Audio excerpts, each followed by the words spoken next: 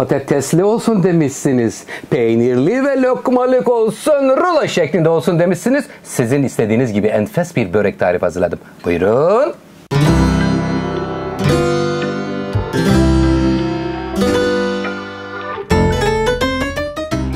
Ramazan-ı Şerif ayında iftarda ve sahurda yiyebileceğiniz enfes böyle porsiyonluk börekler olacak. Patatesli peynirli börek hazırlıyorum. Burada için 3 tane yufkaya ihtiyacımız var. 4 tane haşlanmış patates, biraz beyaz peynir, biraz kaşar peyniri, 50-60 gram olur kıymetli takipçilerim. Hemen devam ediyoruz. Üzerinde susama ihtiyacımız var. İç harcında pul biber, 1 su bardağı süt, yarım su bardağı sıvı yağ, 1 tane yumurtanın sarısı, birazcık maydanoz, tuz, karabiber. Sevdiğiniz baharatlardan yararlanabilirsiniz. Haşlanmış olan 4 tane patatesi öncelikle rendeliyorum. Lütfen takipte kalın. Oktay Usta'dan iftar ve sahur tarifleri geliyor efendim.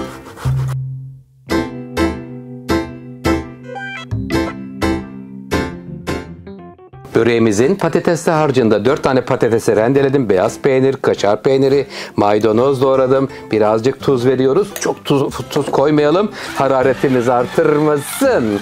Karabiber, biraz da pul biber. Şöyle acı sevenlerin de unutmayalım.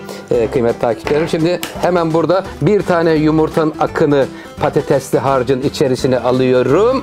Al aşçım. Aldık. Evet, şimdi hemen geliyoruz sıvılara. Sıvılarda ne var? 1 su bardağı süt, yarım su bardağı sıvı yağ. Süt sıvı yağ karışımında alıyoruz. Çırpma teliyle karıştırıyor. Sonra da yufkayla bütünleşme anı oluyor. Lütfen videoyu baştan sonuna kadar takip ederseniz en güzel lezzetler sizin sofranızda olacak inşallah.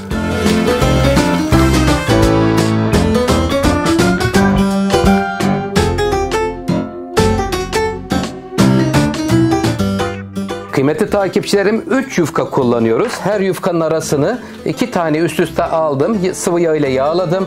Burayı da yağladım. İsteyenler tereyağı sürebilirler. İsteyenler tereyağı da kullanabilir. Şimdi burada ikinci kat yufkaya gelince hemen patatesli harcı burada paylaştırıyoruz yufkaya göre. Güzelce paylaştıralım. 3. yufkayı alacağız üzerine, bunu güzelce yaydıktan sonra tekrar patatesli harç. Ondan sonra da şeklini vermeyle devam ediyoruz. Oktay Usta'dan Ramazan-ı Şerif ayı boyunca inşallah tarifler gelmeye devam edecek. Yorumlarınızı ve beğenilerinizi bekliyorum. Sizleri çok seviyorum.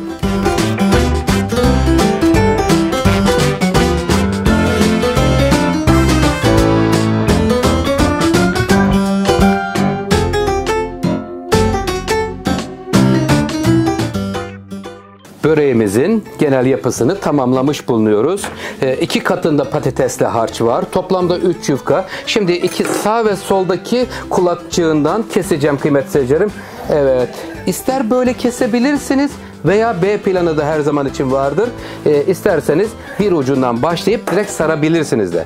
Mutfakta ne diyoruz? Çareler tükenmez diyoruz. Bu parçayı alıyorum, şuraya yerleştiriyorum. Al bakalım açtım. Bismillahirrahmanirrahim. Sevgimizi veriyoruz. Şöyle fazla gelen yerleri içeri doğru katlayalım ki dengeler oluşsun. Evet. Şimdi genel yapısını ortaya çıktı mı gördük. Bir ucundan şuradan başlıyorum. Sıkıca sarıyoruz. Şimdi şöyle bir soru gelebilir. Oktay Usta, bu çok kalın olabilir diyenler mutlaka olacaktır. Şimdi göreceğiz. Geliyoruz yarıya kadar. Yarıya kadar geldikten sonra hemen döndür aşçım. Dikkatli bir şekilde döndürüyoruz ve buradan da sarıyor. Ortada, merkezde buluşturuyor. Sonra da dilim dilim kesiyor. Yumurta sarısı, susam ve fırın yolculuğu geliyor.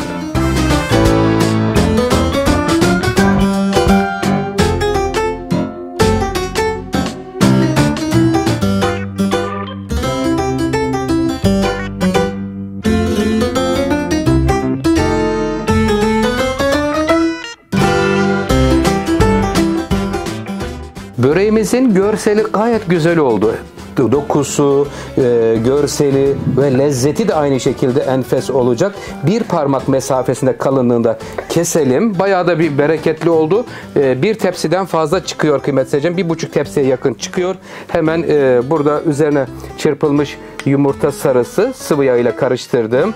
Buranın üzerine hafiften bir susam veriyorum. Susam, çörek otu, bunlar tamamen tercihinize kalmış bir şey. İsterseniz verebilirsiniz, isterseniz vermeyebilirsiniz, sade de bırakabilirsiniz. Bakın şimdi görüntüye bakın. Nasıl buldunuz? Beğendiniz mi? İnşallah sizler için sofralarınızda, iftarda, sahurda güzel lezzetler olması için çaba sarf ediyorum. Lütfen dualarınızı da bizi de unutmayın. Ben sizler için her vakit dua ediyorum kıymetli takipçilerim. Evet canım, iyi yolculuklar diyoruz. 180 derece alt üst pişirme bölümünde pişiyor. Efendim böreğiniz pişerken çayınızı demleyebilirsiniz. Beğeni butonuna lütfen basmayı unutmayın.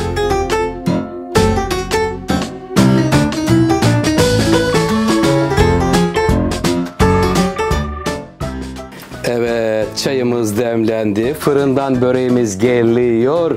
Kıymetli takipçilerim, güzel kokular geliyor. Elhamdülillah. 11 ayın sultanı Ramazan-ı Şerif ayında Oktay Usta'dan efendim tarifler bütün hızıyla gelmeye devam edecek. Nasıl buldunuz? Beğendiniz mi? Beğenilerinizi, yorumlarınızı bekliyorum. Kanalıma abone olup destek olursanız çok mutlu olurum. Sizleri çok seviyorum. Rabbim oruçlarınızı kabul etsin. Buyurun sofraya. Afiyet olsun efendim.